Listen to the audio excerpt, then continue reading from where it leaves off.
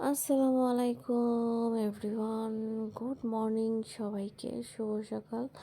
কী অবস্থা, কেমন আছেন সবাই? সকাল সকাল ঘুম থেকে উঠে গেলাম, কখনো 6টায় কখনো 8টায় ঘুম থেকে ওঠা হয় আমার। আগে তো দেখা গেছে যে সারাদিন ঘুমিয়ে থাকতাম 10টা 12টা 1টা পর্যন্ত। সো এখন আর সেই রকমের স্কোপ নেই। সকাল 6টায় উঠে যাই, 8টায় উঠে যাই, তো উঠে যাওয়ার পর আর ঘুমানো হয় না। কখনো কখনো সকালে সকালে ঘুম থেকে উঠে আবার ঘুমানো হতো।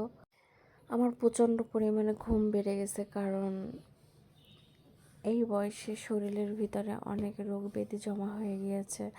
ডায়াবেটিস, সুগার,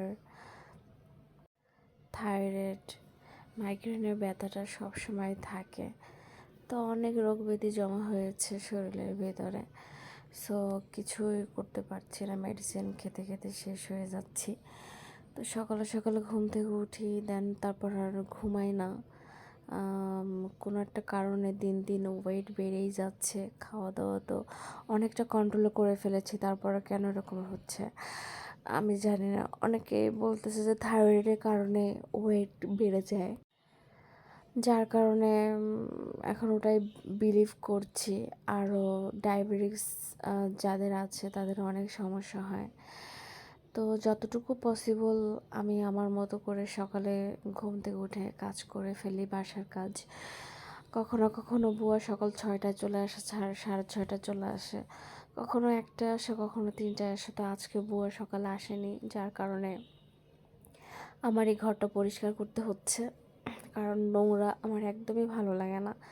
আমি আমার ঘরে একটা পলিথিন পরে থাকলেও বা একটু কাগজ ছেঁড়াফেরা থাকলেও সেটা দেখলেও আমার নোংরা মনে হয়, যার কারণে আমি আমার ঘরটা 3 থেকে 4 বার পর্যন্ত আমি ঝাড়ু দিয়ে থাকি।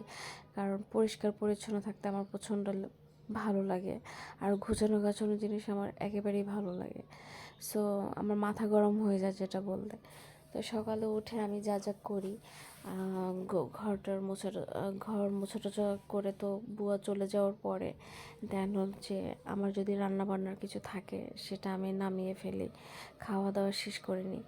আমি যখন বাজার থেকে বাজার নিয়ে আসি তখন হলো যে আমি সব কিছু কুটে রাখি, তো রাতের বেলা করতে পারিনি, যার কারণে দিনের বেলা করে ফেলেছি, রান্না করার আগেই সব কিছু কনফার্ম করে ফেলেছি। তো এরকমের কাজ করে দেন হলো যে সব পলিথিন ভরে ভরে আমি আবার ফ্রিজের মধ্যে রেখে দিই। দেন ওখান থেকেই হলো যে নামিয়ে নামিয়ে তারপর রান্না করি। কারণ কুটে বেছে রেখে দিলে সবজিটা 2-3 দিন রেখে খাওয়া যায়, নষ্ট হয় না। তো এতটুকু সকালে কাজ আমি করে ফেলি, তারপর রান্না বান্না করে ফেলি। তো এতটুকু পর্যন্তই দেখালাম আজকে। তো সবাই ভালো থাকেন, সুস্থ থাকেন।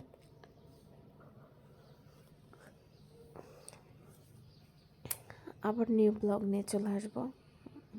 আল্লাহ হাফেজ।